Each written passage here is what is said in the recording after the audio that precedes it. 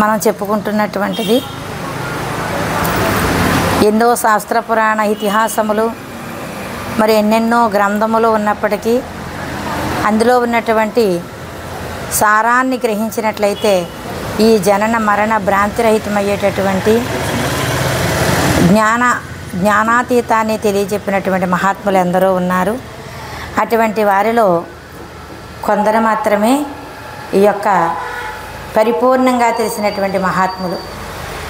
అటువంటి వారికి ద్వాదశి నమస్కారములు తెలియజేసుకుంటూ, ఆ పరీక్షణ మహారాజు అడవి మార్గం అంట తిరిగి అలసిపోయి ఈ యొక్క మహాముని ఆశ్రమానికి వచ్చి మరి ఆశ్రమంలో ఉన్నటువంటి మహామునిని మంచినీళ్ళు అడగగా ఆయన బాహ్యస్థితిలో లేనందున నీళ్ళు కాదు కదా అసలు మాట్లాడలేనందున రాజుగా ఉన్నటువంటి ఆ పరీక్షణ మహారాజుకి కోపం వచ్చింది. ఆ పరీక్షణ మహారాజు కోపంతో అదే ఆ సమయంలో ఏమి చేస్తున్నారో కూడా తెలియకుండా ఉన్నటువంటి స్థితి కలుగుతుందంట ఒక్కొక్కసారి కోపం వస్తున్నప్పుడు. అందుకే కోపమే పాపం అన్నాడు. కోపమే పాపానికి కారణమవుతుందన్నాడు. అసలు పాపం అంటూ ఎక్కడ జరుగుతుందయ్యా అంటే అది తెలుసో తెలియకో అదే కర్మ లిఖితం అవుతుందన్నారు పెద్దలు. అందుకే కోపం రాకుండా ఉండాలంటే కామక్రోధ లోభమోహ మద ఈర్ష్యలు అనేటువంటి దుర్గుణాలని కట్టిపెట్టుకుని ఏ వేళ ఏ ప్రొద్దు ఏ క్షణము కూడా, ఇందాక బాబు నేను అదే చర్చించుకున్నాం, ఏ ప్రొద్దు కూడా దీన్ని నిర్ధారించుకుంటూనే ఉండాలి. ఎందుకంటే ఏ సమయంలో ఏమి జరుగుతుందో, ఎంత గొప్పవారైనప్పటికీ కూడా ఆ క్షణంలో పతనమైపోయేటటువంటి స్థితి కలుగుతుంది. ఆ విధముగానే మనకి ఈ యొక్క పరీక్షణ మహారాజు ఆయనకున్నటువంటి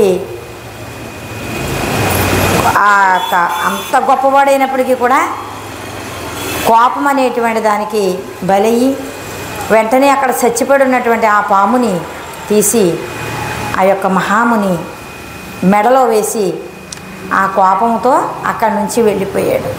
కానీ ఆయన వెళ్ళిపోయేటటువంటి సమయానికి ఆయన కుమారుడైనటువంటి సమీక ముని కుమారుడు అక్కడ లేడు. అందువలన ఆయన కొంతసేపటికి వచ్చి తండ్రి దగ్గరికి వచ్చి చూసేసరికి ఈ యొక్క తండ్రి మెడలో చచ్చిపడి ఉన్నటువంటి ఆ పామును చూసి, ఆయన ఎంత గొప్పవాడో చూడండి, ఆ పామును చూసి ఇది ఎవరు వేశారు అని అడగలేదు. ఆయనకు ఉన్నటువంటి దివ్య దృష్టి చేత గమనించి, ఇంత పని చేస్తావా, నా తండ్రిని అవమాన పాలు చేస్తావా అని చెప్పి వెంటనే శపించాడు. ఏమని శపించాడు? ఆ పాముని చూసి, నా తండ్రి బాహ్యస్థితిలో లేనటువంటి సమయంలో నీవు ఈ విధముగా మృతైనటువంటి ఈ యొక్క సర్పాన్ని తండ్రి మెడలో వేసావు గనక నీవు కూడా ఆ యొక్క సర్పము యొక్క కాటుకి బలయ్యి మరణిస్తావు కదా 7 దినాల్లో అని చెప్పి ఆయన శపించాడు. మరి మహాత్ములు శపిన మరి ఊరుకునే పోత కదా. అందుకే మాట అనే ముందు, పని చేసే ముందు అన్ని విధాలా కూడా ఆలోచించుకోమని పెద్దలు చెబుతూ ఉంటారు. ఆ విధంగా శపించటం వలన ఆ యొక్క మహారాజుకి శాపం తగిలింది. కొంతసేపటికి తండ్రి మహాముని బాహ్యస్థితిలోకి వచ్చాడు. వచ్చి అంటే సమాధి స్థితి నుండి బాహ్యస్థితిలోకి వచ్చి జరిగిందంతా కూడా ఆయన కూడా గ్రహించుకుని వెంటనే కుమారుని అన్నాడు, ఎంత పని చేసావు నాయనా శృంగి, నీ శాపం వలన ఈ దేశం మహారాజునే పోగొట్టుకుంటున్నాం మనం. ధర్మబద్ధమైనటువంటి ధర్మానికి నిలయమైనటువంటి మంచి రాజ్య పరిపాలకుడు కదా ఆయన. ఈరోజు అల్పబుద్ధి చేత ఈ విధముగా చేసి ఉండవచ్చు, అయినను తొందరపడి శపించరాదు. పరీక్షితుడు నిర్దోషి, దాహపీడితుడై వచ్చి ఆశ్రమానికి వచ్చి మనకి అతిథిగా వచ్చాడు. చూడు ఎంత న్యాయం చెబుతున్నాడో, కుమారుడికి ఎంత న్యాయం చెబుతున్నాడో చూడు.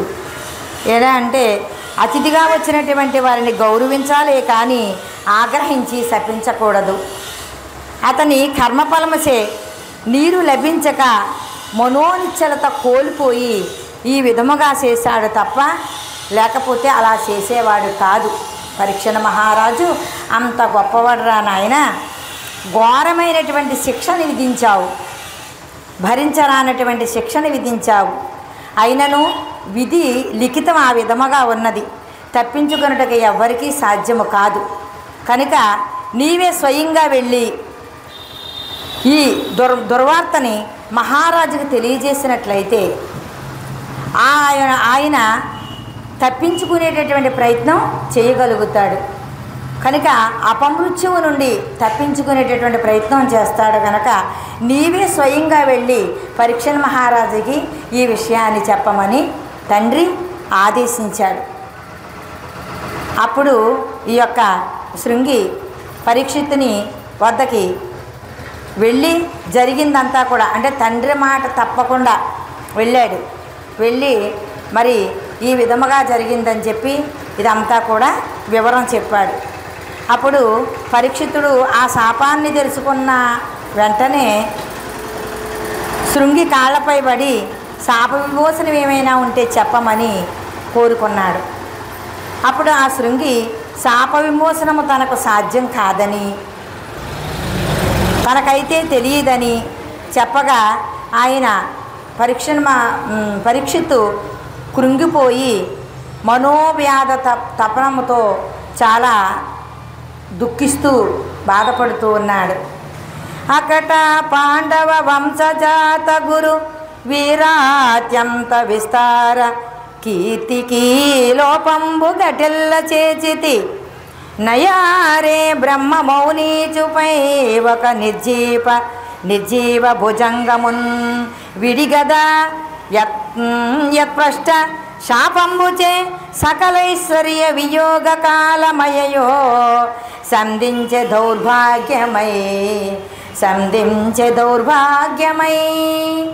మహారాజు అయినటువంటి పరీక్షణ మహారాజు ఈ విధముగా అంటున్నాడు. అకట వీరాది వీరులని కీర్తించబడినటువంటి పాండవ వంశములో పుట్టినటువంటి వాడన కదా. పశ్చాత్తాపం అంటే ఇలా ఉంటుంది, అంటే చేసేయటం క్షణంలోనే అయిపోతుంది.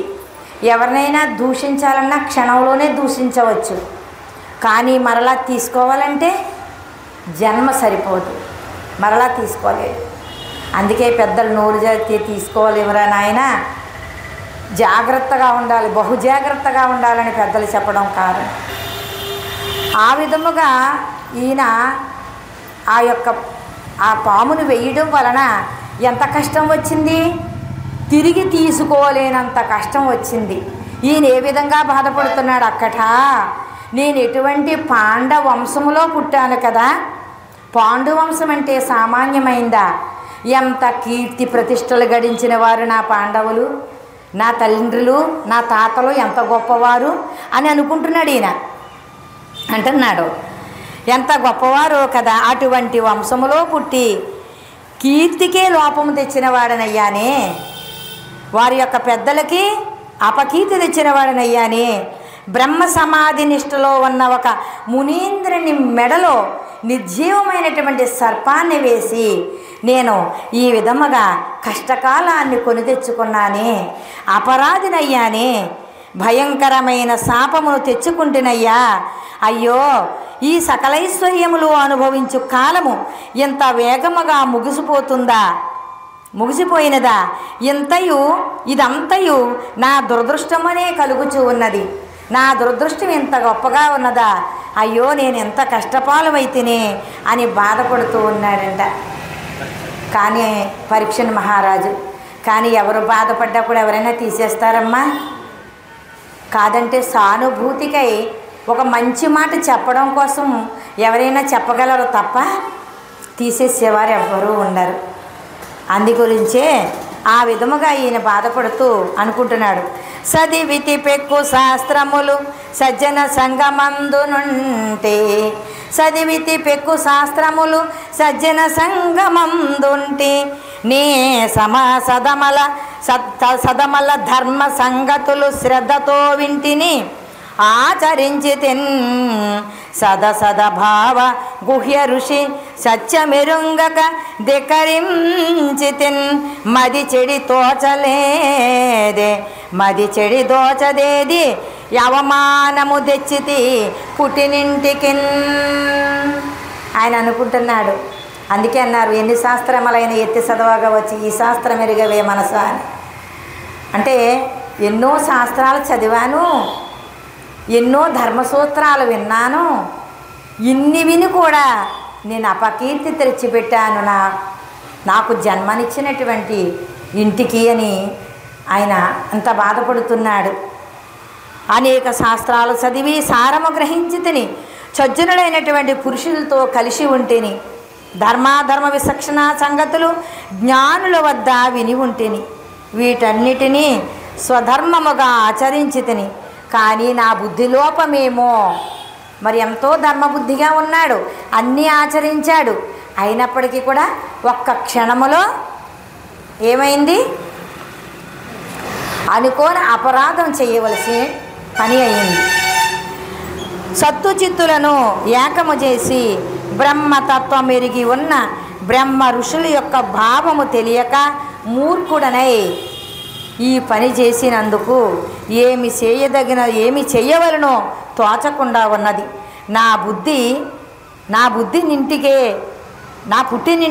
నా బుద్ధి చెడుట వలన నా పుట్టినింటికి అవమానము తెచ్చి పాపాత్ముడనైనాను కదా అని పరీక్షణ్ మహారాజు బాధపడుతూ రోధిస్తూ పరీక్షణ్ రూపాలను చూచి మునుకుమారుడు వాదార్చనంచి ఈ విధంగా చెప్పుచున్నాడు. అంటే ఇలా బాధపడుతూ ఉన్నటువంటి ఈ యొక్క పరీక్షణ మహారాజును చూసి మునుకుమారుడు అప్పుడు అనుకుంటున్నాడు అనమాట, ఎంత దుఃఖిస్తున్నాడే, అనవసరంగా శపించాను, ఇంత కష్టకాలం తెచ్చిపెట్టాను, ఇంత గొప్పవాడు, ఇంత మంచివాడైనప్పటికీ కూడా ఇంత కష్టం తెచ్చిపెట్టానే అని బాధపడుతూ ఆయన యొక్క బాధని చూడలేక ఈయన కూడా బాధపడిన వాడై ఈ విధంగా మహారాజుని అంటున్నాడు. తెలియక చేసినన్ తెలిసి దీప్త రజోగుణ వృత్తి చేసినన్ ఫలముల కర్మయోగమున పద్మజుడైనన్ పొందుగావలెన్. తడిపడి వచ్చు మృత్యువిక తప్పదు ధైర్య వివేక జ్ఞానివై సలలిత బుద్భుందంబు తమ సంపద కోసము సింతమానుమా మహారాజా. మహారాజుకి ఏ విధంగా చెప్తున్నాడంటే, నాయనా తెలిసి చేసినా తెలియక చేసినా అనుభవించక తప్పదు, కానీ ఇప్పుడు చెయ్యవలసినది ఏమిటి? ఏం చెయ్యాలంటే రాజా, తెలియక చేసినప్పటికీ తెలిసి అహంకారముతో చేసినప్పటికీ అదంతయు కర్మము తప్పించుకొనుట బ్రహ్మదేవునికైనను తరము కాదు. ఇది బ్రహ్మదేవునికైనా తరము కాదు. అందుచేత నీ కర్మ ఫలముసే తలపడి వచ్చుసున్న మృత్యువు కోసము భయపడక ధైర్యవంతుడవై నీటి బుగ్గ వంటి ఈ తనువు కోసమై చింతించక నిత్యానిస్త వివేకము జ్ఞానముతో ఉండుము. ఇక్కడ చేయవలసింది ఏమిటి? ఇది కర్తవ్యం దైవమాహినికం అన్నాడు. ప్రతి మానవుడు కూడా ఉండవలసినటువంటి కర్తవ్యం ఏమిటి అంటే, చింతిస్తే పని అవ్వేది కాదు. ఎందుకంటే ఈ యొక్క దేహానికి పుట్టిన తరువాత గిట్టడం తప్పదు, ఎప్పుడో ఒకప్పుడు ఉంది. బాల్యమందో యవ్వనమందో కౌమారమందో వృద్ధాప్యమందో. కానీ మరణించిన ప్రతి జీవి చావు ఉన్నదని తెలిసి కూడా మరి ఈ జనన మరణం అనేటువంటిది ఏ విధంగా వస్తుంది, ఎలా వస్తుంది, ఏమి చెయ్యాలి, ఎలా చెయ్యాలి, ఏమి తెలుసుకుంటే ఈ యొక్క గాథ మరలా రాకుండా ఉంటుందో అటువంటి బాధ లేనటువంటి బోధ ఏంటా అని ఒక్కసారి ప్రతి ఒక్కరూ కూడా నేనంటే ఏమిటి అని ఆలోచించగలగాలి. ఇప్పుడు మహర్షి చెప్పింది కూడా అదే. మహారాజు ఇంత చేసి మరి ఇప్పుడు కష్టపడి ఏడిస్తే అవేటటువంటిది కాదురా నాయన. పరీక్షణ మహారాజా, నీవు తెలివిగలవాడవై వివేకము వైరాగ్యము కలిగి ఇకపై ఏమి చేస్తే నీ జన్మ సార్థకమవుతుందో దానిని చెయ్యి తప్ప. ఇక లిఖితమైపోయింది కదా, మరణం 7 రోజులు లిఖితమైపోయింది. నీకు 7 రోజుల సమయం ఉంది. ఈ సమయములో నీవు ఏ యొక్క స్మరణ, నామ సంకీర్తన, పూజ ఏది చేస్తే ఈ జనన మరణము అనేటువంటి దానికి బ్రేకప్ అవుతుందో, ఎలా తరించగలవో అది ఆలోచించుకో తప్ప నువ్వు చింతించవద్దన్నాడు ఆయన. అంటే ఏడవకు, ఏడిసి ప్రయోజనము లేదు. ప్రయోజనం ఏమైనా ఉందా? లేదు కదా. అయితే ఏమి చేస్తే దీని యొక్క సత్తా, ఏ సత్తా వల్ల వీడు ఉత్తమమైనటువంటి గతికి వెళ్ళగలడో, నీ స్థితే నీ గతి అన్నారు. అటువంటి దానిని ఎలా తెలుసుకోవాలో ఆలోచించి తప్ప ఇదంతా వ్యర్థం. ఎందుకంటే ఏం చెప్పాడైనా, నిత్యానిత్య వస్తు వివేకమేదో ఆలోచించమన్నాడు. అందుకే గురుమూర్తి అంటాడు, నిత్యానిత్య వస్తు వివేకము, ఇహమూత్రార్థ ఫలభోగ విరాగము, సమధమాది సత్క సంపత్తి, ముముక్షత్వము అని 4 మార్గములు. ఈ 4 మార్గముల గురించి ఎవరైతే ఆలోచిస్తారో అదే సాధన సత్వాది సంపత్తి కలిగినటువంటి సజ్జనుడు కావాలి. ఇక్కడ సాధన సంపత్తి అంటే ఈ బాహ్య సాధనలు కాదు, ఈ సాధనలో ముఖ్యం. ఇదే గురువుగారు చెప్పేటటువంటిది. ఇప్పుడు ఈ శృంగి మహర్షి కూడా అదే చెప్పాడు. నాయన, నువ్వు చింతించకుండా నిత్యానిత్య వస్తు వివేకాన్ని తెలుసుకొని, అంటే నిత్యమైనది ఏది, అనిత్యమైనది ఏది. నిత్యమైనది ఏది? బ్రహ్మము. అనిత్యమైనది ఏది? జగత్తు. అవునా కదా. అయితే బ్రహ్మ నిత్యము, జగత్తు అనిత్యము అని చెప్పుకున్నాం. ఎలాగయ్యింది? మళ్ళా దీన్ని విడదీసుకోవాలి. బ్రహ్మ సర్వకాల సర్వావస్థల యందును, మరి జాగ్రత్త స్వప్న సుషుప్తి అవస్థల యందును ఎప్పుడు తనకు తాను స్వతసిద్ధమై అంతటా నిండి నిబిడీకృతమై పరిపూర్ణ పరబ్రహ్మము ఎప్పుడూ ఉన్నది. ఉందా లేదా?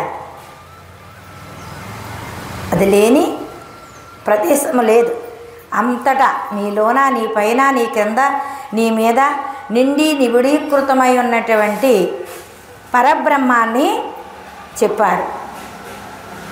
అది బ్రహ్మ నిత్యము, బ్రహ్మ సత్యము చెప్పుకోవడానికి ఉంది.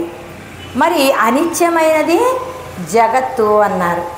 ఏ జగత్తమ్మా?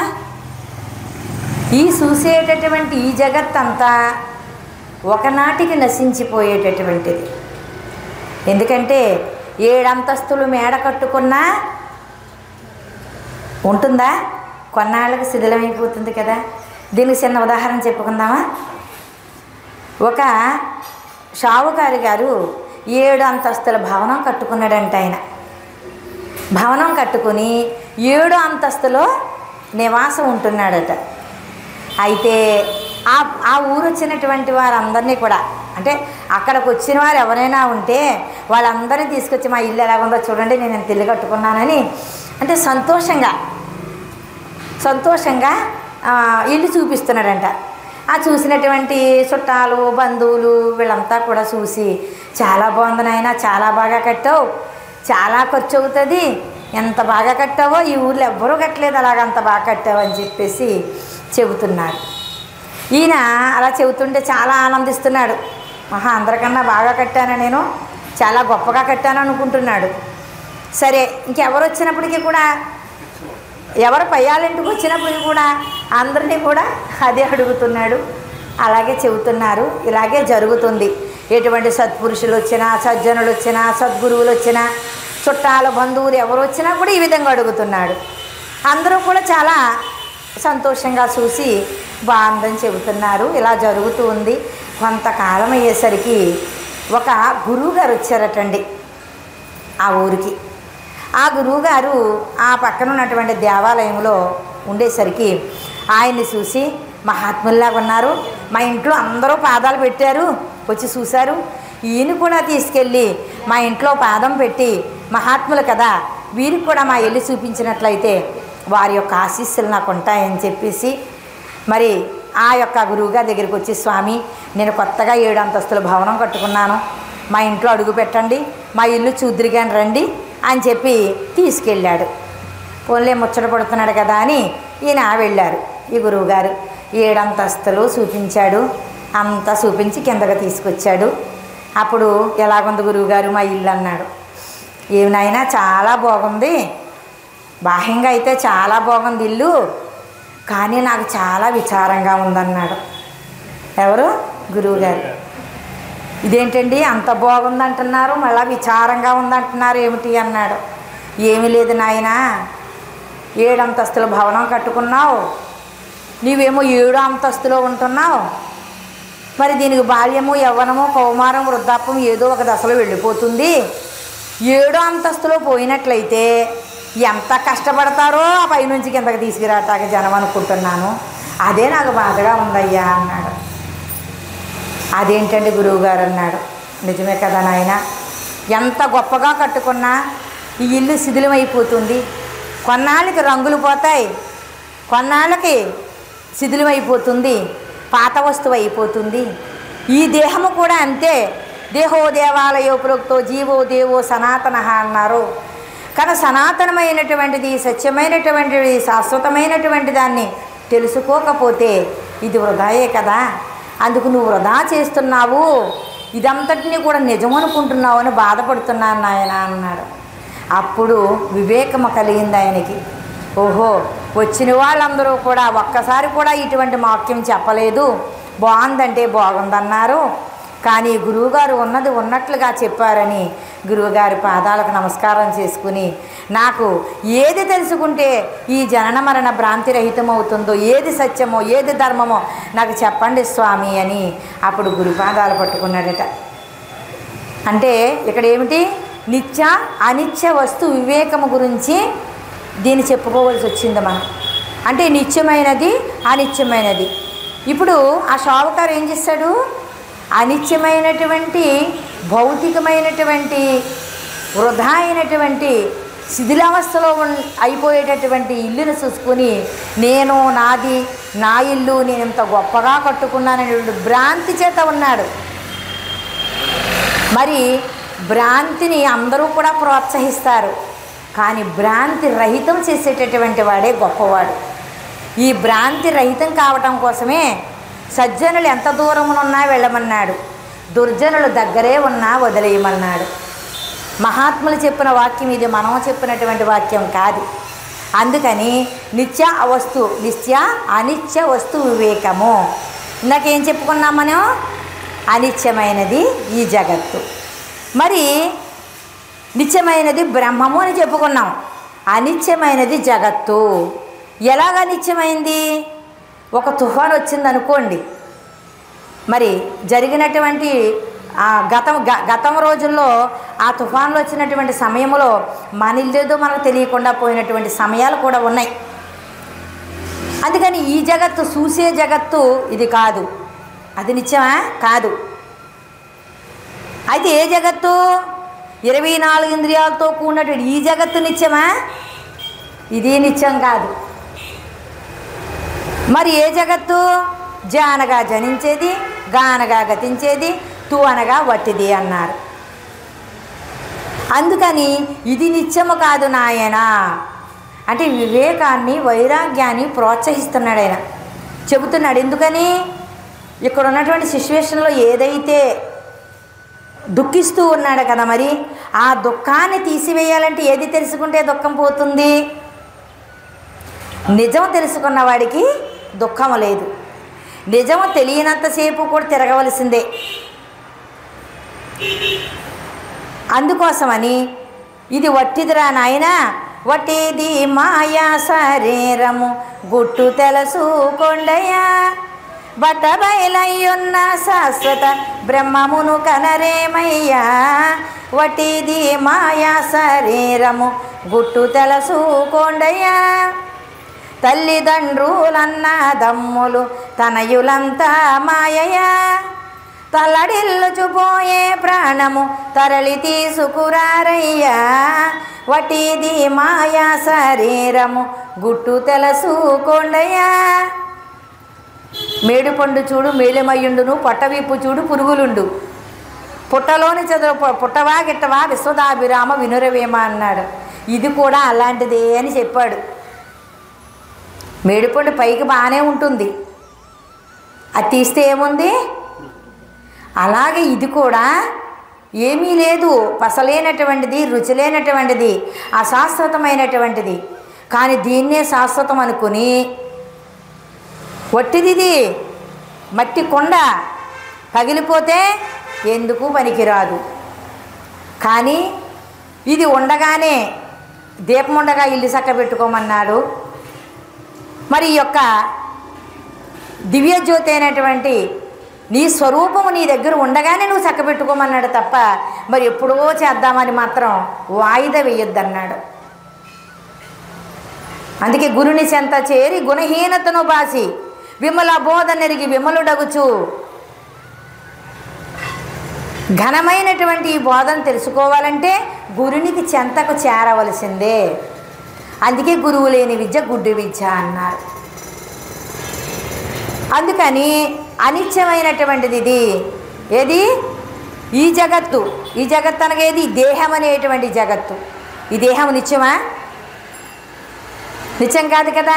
బాల్యమంతా గడిచిపోయింది, ఇప్పుడు యవనంలోకి వచ్చింది, మరి కౌమార దశలోకి వచ్చింది, వృద్ధాప్య దశలోకి వచ్చింది. అందరూ అన్ని దశల్లోనూ ఉన్నారు. ఇక్కడ ఎవరి దశ ఎవరికి వస్తుంది? అది రాదు కదా. వెళ్ళిపోయిన కాలం మళ్ళీ తిరిగి వస్తుందా? క్షణం కూడా తిరిగి రాదు. అందుకే వృధా చేయబోకు, సదా రాదు నీకు అన్నారు. ఒక్క క్షణం వృధా చేసినా మళ్ళీ రాదురా నాయన. జాగ్రత్తగా ఉండాలి అని చెప్పి ఇక్కడ ఏం చెప్తున్నాడు? నిత్యానస్తు విస్తు వివేకాన్ని కలిగి నిత్యానిత్య వివేక వైరాగ్యములు కలిగి ఉన్నటువంటి వాడికే ఈ దుఃఖం నశిస్తుంది. కానీ లేకపోతే దుఃఖ సముద్రంలో మునగొద్దయ్యా మహారాజా, పరీక్షణ మహారాజా అని సలహా ఇచ్చాడు శృంగి మహర్షి. అప్పుడు అంటున్నాడు, వనద సమూహమెంత దదరా గగనంబున చిక్కటిల్లువా, పవనమున బుట్టు బుగ్గలవి వాత విఘాతమునగాక నిల్చునే, నవదవి కాయ మధ్య గనవచ్చు మిరుంగులు పోవకుండునే, ధనకనకాది సంపదలు తజ్యము నిల్వవు తద్విదంబునన్, నిల్వవు తద్విదంబునన్. ఆకాశములో మేఘములు ఎంత దట్టముగా అల్లుకున్నానో అవి కొంతసేపటికి చెదిరిపోవును. నీటిలో పుట్టిన నీటి బుడగలు కూడా గాలి చేత కొంత దూరం వెళ్ళి పగిలిపోవును. అంటే ఉపమానాలు చెబుతున్నాడు. అటువంటిది జీవితం. అదే విధముగా మేఘముల మధ్య వచ్చినటువంటి మెరుపులు కనిపించి కనిపించి మాయమైపోవును. అవేమన్నా నిలవ ఉంటున్నాయా? మాయమైపోతున్నాయి కదా. అట్లే ఈ తనువు ధనము మొదలగు సంపదలు కూడా శాశ్వతముగా నిలువబోవు సుమా. ఇది శాశ్వతము కాదు సుమా. ఇది శాశ్వతం అనుకుంటున్నావు నాయన, శాశ్వతము కాదు. శాశ్వతమైనటువంటి దానిని తెలుసుకో అంటే ఇంకను విను మహారాజా, ఇదే నిజం అనుకుంటున్నావు అని ఇంకా ఈ విధంగా చెబుతున్నాడు. ఎవరు? శృంగి మహర్షి ఈ విధంగా చెప్తున్నాడు. తను యంత్రాటవి కామవర్గ భయమున్ దారాత్మజాదేశణ గణకాకోదర సంకులంబు వ్యసన కంఠీరవాభీలను తను రాజ్యాది మదేవ రాజబలమున్ తాపత్రయాదీప్తిలో ధనమంజు జ్ఞాన తమోంధకారము సదా వర్జింప సంతోషమే. ఓ మహారాజా, ఈ జీవయాత్ర సాగిస్తూ ఉన్న ఈ తనువు ఒక అడవి వంటిది. ఈ తనువు ఒక అడవి వంటిది. ఇది 96 తత్వాలతో కూడుకొని, నానా గుణములతో కూడుకొని, అష్ట తనువులతో కూడుకొని, అష్ట ప్రకృతులతో కూడుకొని ఇది ఒక అడవి. ముందు ఈ అడవిని దాటమన్నాడు. అందుకే ఈ అడవిని దాటడం కోసమే సాధన చెప్పారు. అంతేగాని ఎప్పుడూ సాధన చేస్తా కూర్చోమనలేదు. అంటే సాధన చతుష్టయ సంపత్తి కావాలి, కానీ ఇంకెప్పుడూ సాధనలోనే ఉండిపోవద్దన్నాడు. సాధనలు ఎరుగుండు కానీ మరిగొండొద్దన్నాడు శివరామ దీక్షితుల వారు. అందుకే ఎరుగుండాలి. అంటే ఈ ఊరికి రావాలంటే ఈ ఊరి మార్గం ఎరుగుండాలి. అంతేగాని నాకు ఎప్పుడొచ్చినా కొత్తగానే ఉంది, నేను రాలేకపోతున్నానంటే ఇంక అక్కడ మళ్ళీ కుదరదు. అక్కడ ఆ విధముగా తెలుస్తుండమన్నాడు. దీనికి ఏం చేయమన్నాడు? జీవన యాత్ర సాగించుకోవటం కోసమే ఇది అడవి మార్గం. కామక్రోధ లోభ మోహ మది ఈర్ష్యాలనేటువంటి అష్టమదాలైనటువంటి కుక్కలు ఇందులో ఉన్నాయి. వీటిని ఎదుర్కోవాలంటే ఎదుర్కొనే శక్తిని సంపాదించాలి. ఆ శక్తి అంటే ఏదో కొనుక్కుంటే వచ్చేది కాదు. అది గురువు ద్వారా గురుముఖత తెలుసుకున్న వారికి అది సులభము, తెలియని వారికి అది బరువు. ఆ విధముగా భయము కలుగుచూ ఉన్నది. ఈ అరిషడ్ వర్గాల చేత భయం కలుగుచూ దారేషణ, ధనేషణ, పుత్రేషణ అనేటువంటి ఈషణాత్రయాలతో బాధపడుతూ ఉన్నాడు. అంటే భార్య, పిల్లలు, సంపద, ఈ 3 ఆటంకాలు. కానీ వాటి వల్ల సుఖము ఉంది, కష్టము ఉంది. కానీ ఇక్కడ సుఖమయం చేసుకోవాలంటే సత్యం తెలిసిన వాడు సుఖమయం చేసుకుంటాడు. అసత్యములో ఉన్నటువంటి వాడు ఎప్పటికీ వేడని బంధంలో ఉండగలుగుతాడు. ఈ 3 ఈషణాత్రయాలు పోగొట్టుకుంటానికి పక్షుల గోళ వంటిది ఇది. ఎటువంటిది అంటే పక్షుల గోళ వంటిది. వ్యసనములకు చిక్కుకొనుట సింహం వాత పడుట వంటిది. వ్యసనంలో పడ్డాడంటే బయటకు రాలేడు. సింహానికి చిక్కితే ఎలాగైతే మళ్ళీ తప్పించుకోలేడో ఆ విధముగానే వ్యసనాపరుడు. ఏ వ్యసనము అంటే ఏ ఒక్క వ్యసనం ఉన్నా చాలు పతనమైపోవడానికి, అన్నీ అక్కర్లొద్దు. అందుకే సింహస్వప్నము లాంటిదన్నారు గురుబోధ.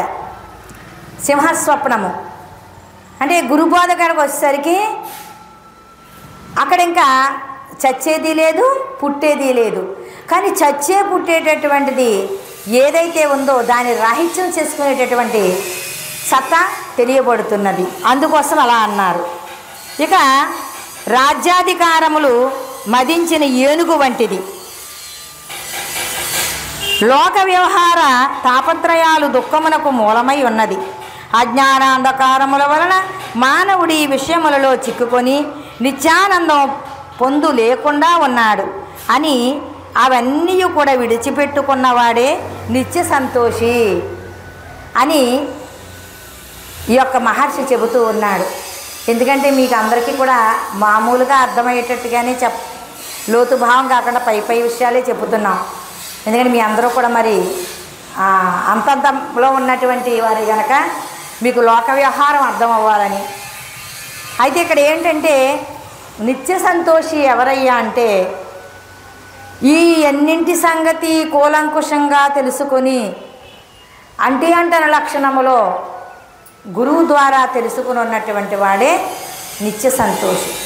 కానీ కామక్రోధ లోభ మోహ మద ఈర్ష్యలు అనేవంటి ఎన్నింటినీ కూడా దారేషణ, ధనేషణ, పుత్రేషణ, ఈషణాత్రయాలు, వాసనాత్రయాలు, శాస్త్రవాసన, లోకవాసన, దేహవాసన, ఈ వాసనాత్రయాలు ఇన్నింటినీ కూడా విడిచిపెట్టుకోగలగాలి.